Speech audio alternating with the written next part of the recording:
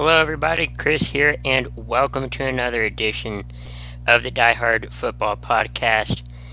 I am here to bring you a spectacular episode. It's just me today. Dirk is off with family right now, but hopefully he'll be back next week.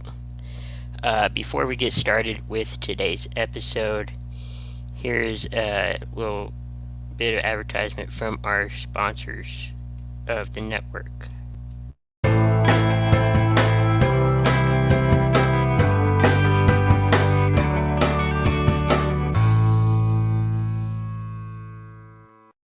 Suzanne's Paparazzi Jewelry, 24/7 shopping available.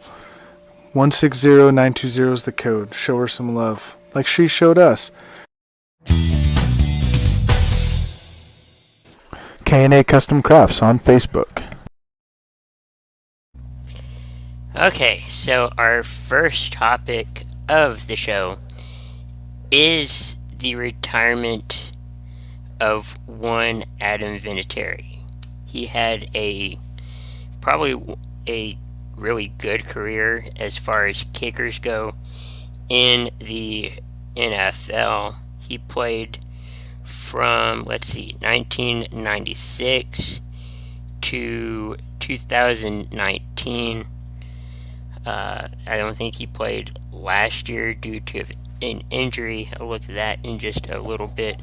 Or if you're watching on Facebook or YouTube, please help me out with that.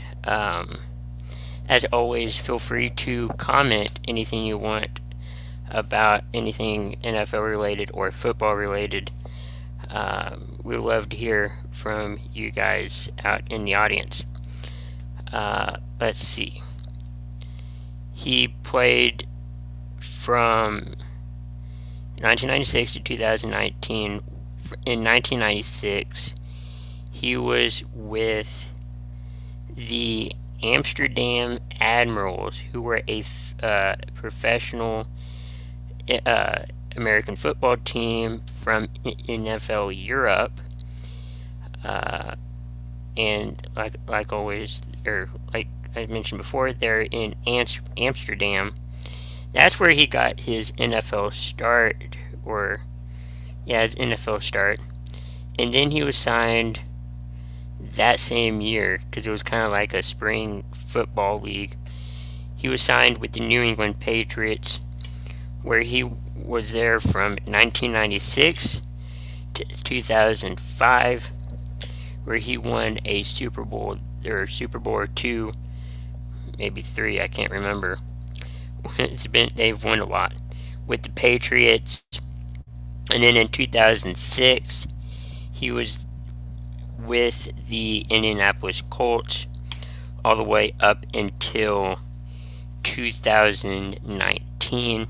He also won a Super Bowl with Peyton Manning and the Indianapolis Colts. So, he is a four-time Super Bowl champion. So yeah, three with the Patriots and one with the Colts. He's also been to three Pro Bowls from 2002, 2004, and 2014. These are just some of his career highlights. And we're going to get to everything else, records, and all of that here in just a minute. He is a three-time first-team All-Pro. He was in that category 2002, 2004, and 2014. He was part of the New England Patriots 50th anniversary team. And in the 2000s, he was named to the NFL All-Decade team. And this, a couple years ago, he was named to the 100th anniversary all-time team. So there are just some of his accolades for just being in the NFL as a kicker, which is probably a lot of records. And maybe Justin Tucker's part of them too. Now we move on to records. And I didn't know some of these records, or any of these records. He has the most consecutive field goals made, 44, most combined regular season and postseason games played at 397. Most career field goals made at 599, so nearly 600 most career field goals made. Most career field goals attempted at 715, and the most career points at 2,637. Those are a lot of stats and a lot of accolades for one Adam Vinatieri. Now, the question is, and a lot of kickers are not in the Hall of Fame, I don't think, but I think he might get in. What's up, Brandon? He's saying, so when will we see Aaron Rodgers trade now that June has started? Aaron Rodgers, yeah. I hope. I mean, I don't hope, but I don't think he's going to play with the Packers this year. I believe he won't get traded. He won't play. I think he'll be on the sidelines helping Jordan Love, in his quest in becoming the next Packers starter, getting him groomed for the season right now, and then along the way throughout the season, he will get better. But yeah, I think he's going to be on the sidelines, not playing. I believe next week, if I do remember right, the Packers will have mandatory mini camps next week. These last ones were voluntary, and I know he doesn't miss a lot of mini camps or training camps in general, and he won't this year, the mandatory ones. He'll just miss the voluntary ones, and this is at the point where if he misses, he loses a bunch of money because it's part of the workout bonus. But he's going to help out Jordan Love. He's not leaving this year. I think he'll leave next year, because the more time that he waits, the Packers wait. I mean they. The less money that will come off the cap, because before the June 1st part was enacted, now he can be traded. It was going to cost him a bunch of money to let him go, and it'll be against the cap. So I think the longer the Packers wait and have a standoff, will be the better option for Green Bay. So with that, congratulations to Adam Vinatieri on a probably once in a lifetime career. He might be back as a special teams coach, but I feel like he's going to be in the Hall of Fame. He'll be one of those few kickers that will be in the Hall of Fame.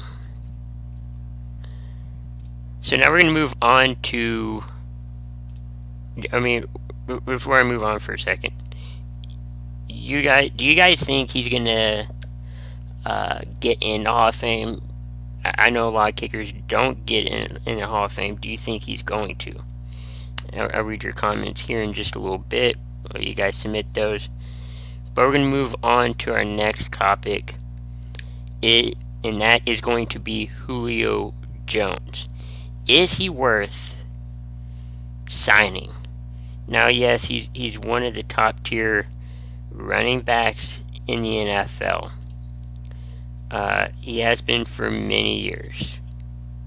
But he is getting a little bit older. I know a lot of uh, players are. But he's still at the top of his game with the last few years with the Falcons. But I feel like his time's running out. He's been there since 2011. Hasn't been a part of free agency. Was drafted in the first round with the 6th pick back in 2011. Let's see here. Looking at his stats, just a minute. Regular season from 2011 to 2020, he has played in 135 games out of 134, which ain't bad.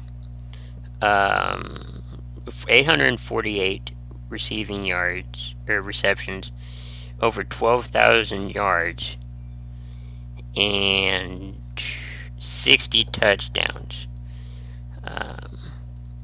He's also had, let's see, average receiving yards is 12.2. So, I mean, he's been okay throughout his career. What else? Oh. In 2015 and 2018, he had his best years as far as receiving yards. 2015, he had 1,871, and in 2018, he had 1,677. Let's see. He hadn't had many touchdowns throughout his career. The most he had was 10 going back in the second year, 2012. But other than that, he's been averaging about, his highest is 8, and then his lowest is 3 touchdowns. So somewhere between 3 and 8 touchdowns per year is what he's averaging. So in he's lost a few receptions too due to fumbles. 2015 he had 3 fumbles. So I mean he's good, but I feel like he's losing a bunch of sparks.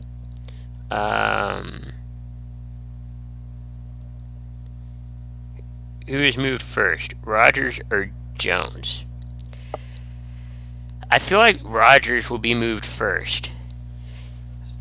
Only because they know that he's a hard worker. He's one of those players that he's a hard worker. He's one of those players that will study his butt off with the playbook in any system he's with or any coach. He's a quick learner. He's a quick study when it comes to learning the plays. And I feel like in any situation, like Denver or Tennessee, that those aren't the teams I'm thinking he's going to be with. But in those situations, I mean, he can learn any playbook from any coach. It's like what I heard one time, and I can't remember who said this, is that maybe it was Brady. Football is football.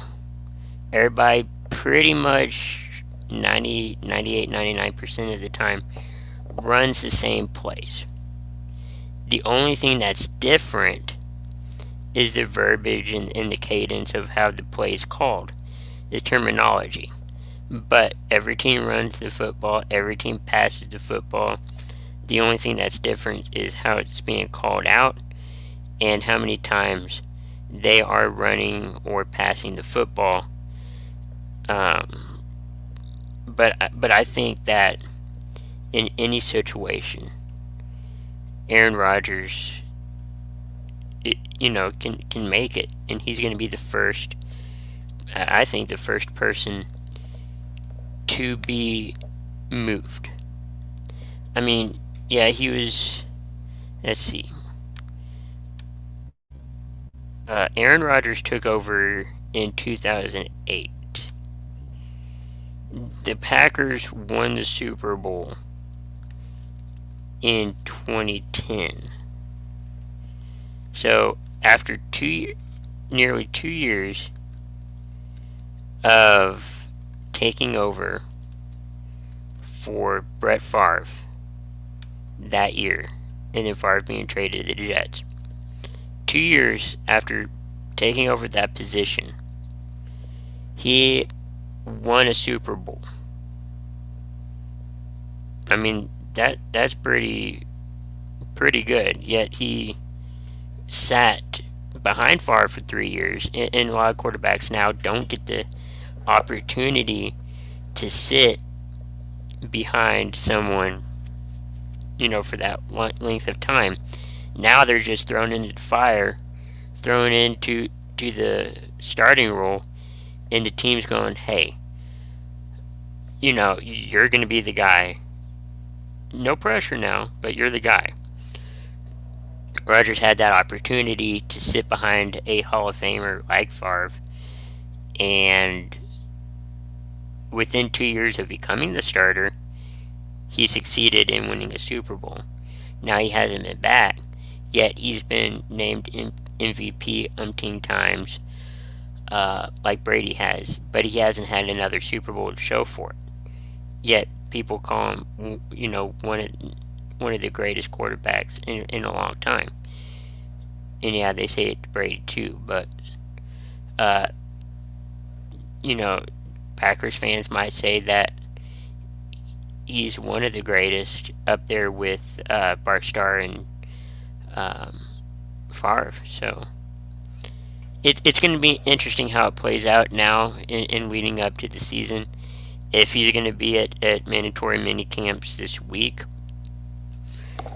I think he will, but I don't think he's going to take snaps. But you never know. Alright, so let's move into a fun little countdown here. We have 97 days. It's coming quick. 97 days until the kickoff of the 2021 NFL season between the Dallas Cowboys traveling to Tampa Bay, Florida, and taking on the Super Bowl champion Buccaneers in the annual NFL kickoff game to start the now 18-week regular season, where everyone will play 17 games. That's going to be an interesting challenge this year.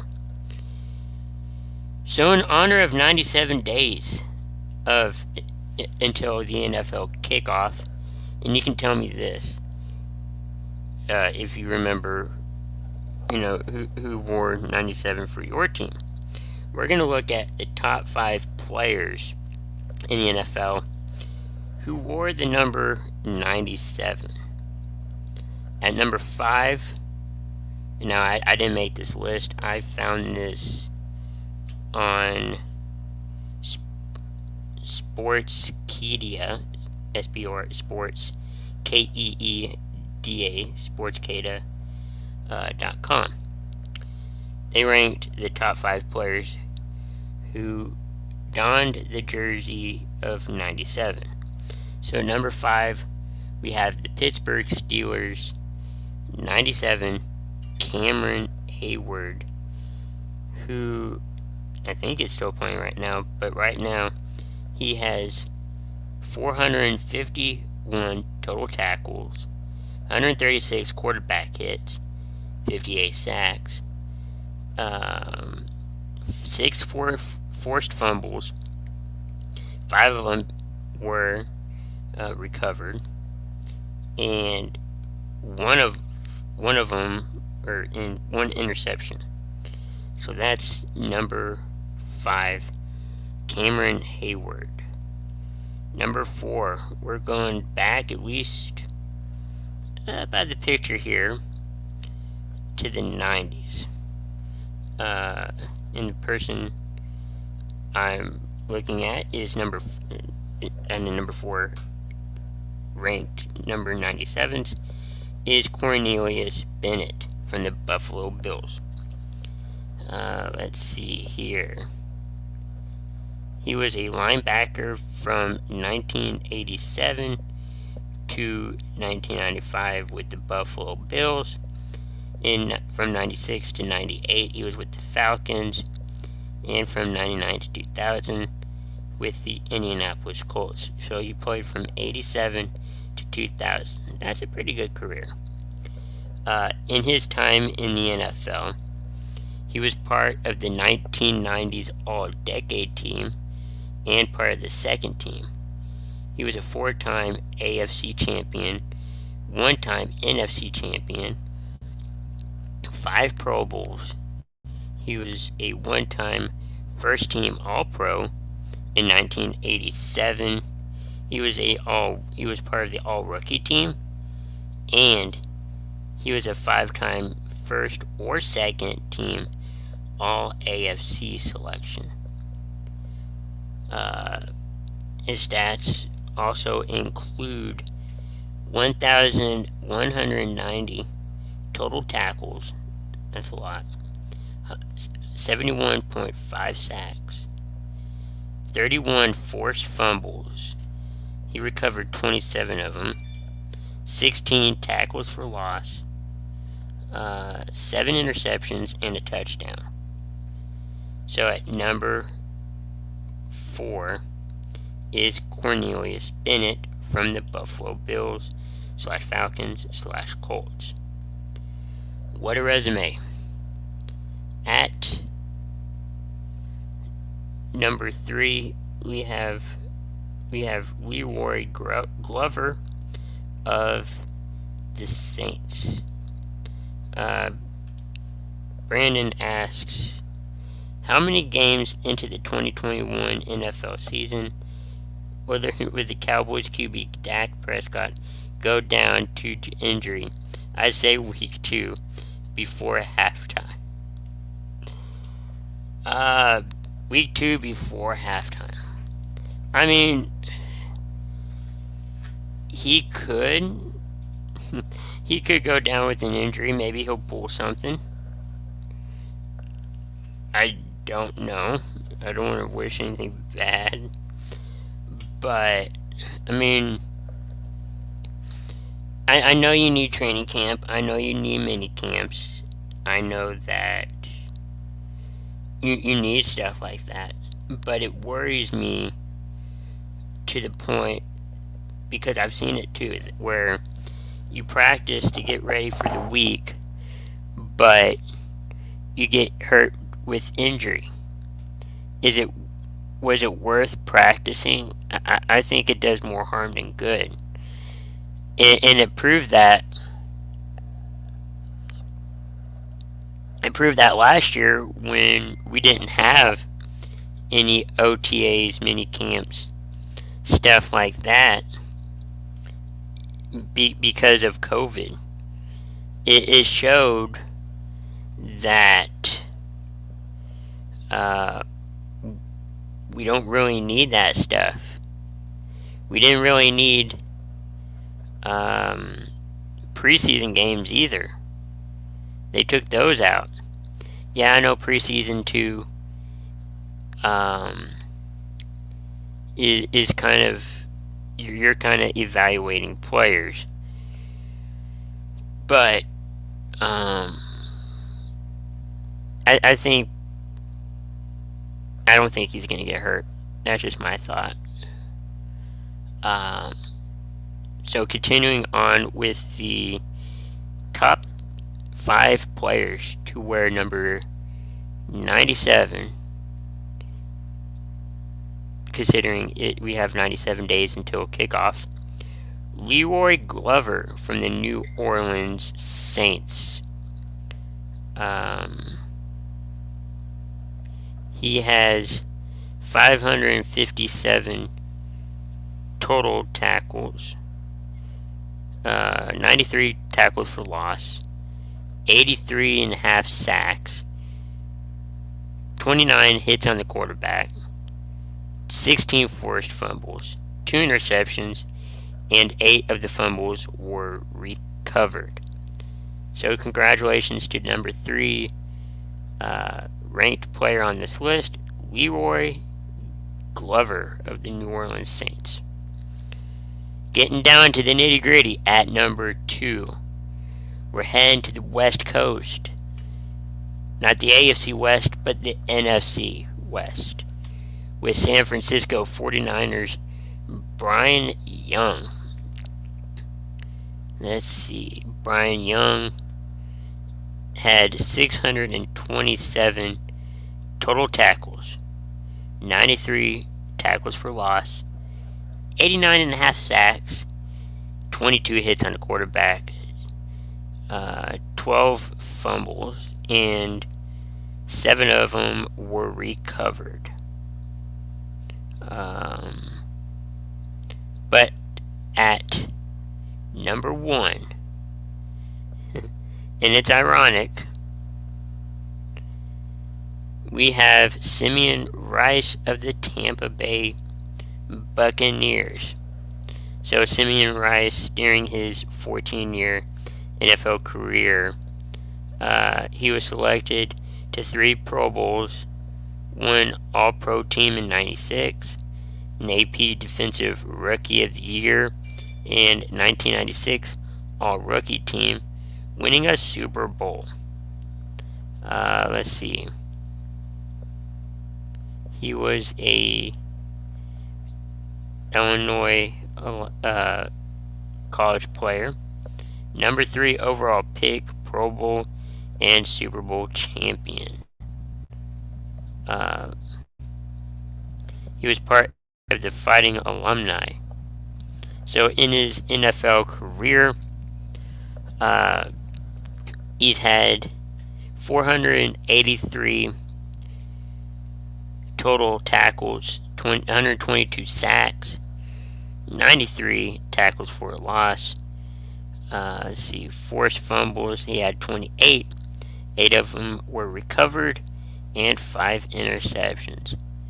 So there is your top 5 NFL players to wear the number 97 in honor of 97 days until the start of the 2021 NFL season.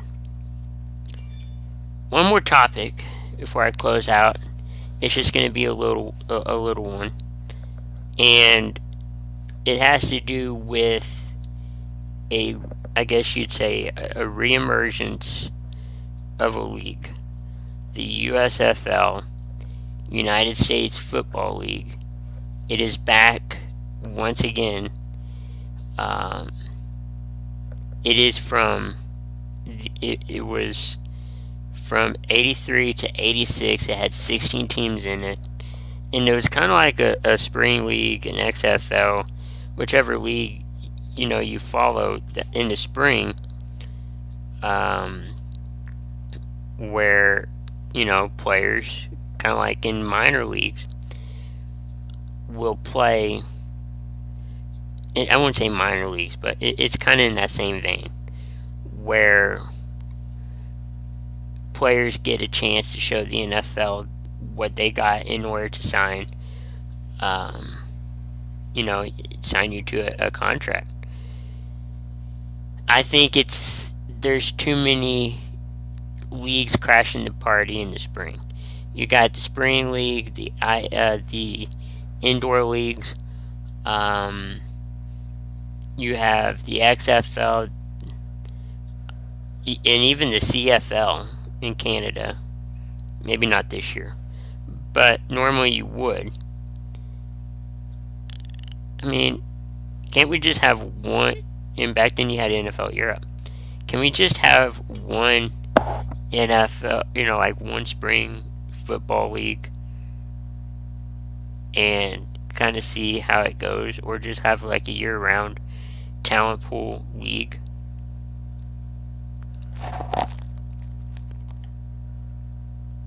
Or just have NFL team, like a spring, like a taxi squad for baseball. I was trying to get the words out, but sort of like that. I don't know what you guys think, but please let me know in the comments what you guys believe, NFL should do, if they should have like one league or just continue these spring leagues. I don't know. So I'd like to hear from you guys. That is it for today's episode of the Diehard Football Podcast. You can catch me next week at my usual time at 3 p.m. Central Time. Who knows what we're going to talk about? Dirk will be back hopefully next week to entertain you guys. Help me entertain with you guys. I will be back tonight on here with the Four Bros radio show. That will be around 11 p.m. Central Time. And hope you guys like the program today. Tomorrow, as far as the Coast to Coast Entertainment Network, we will have Movie Night and Sports Minute tomorrow. Hope you guys tune in for that. And I will see you guys next week for another episode. Hope you guys have a safe and good weekend. And I will see you guys soon.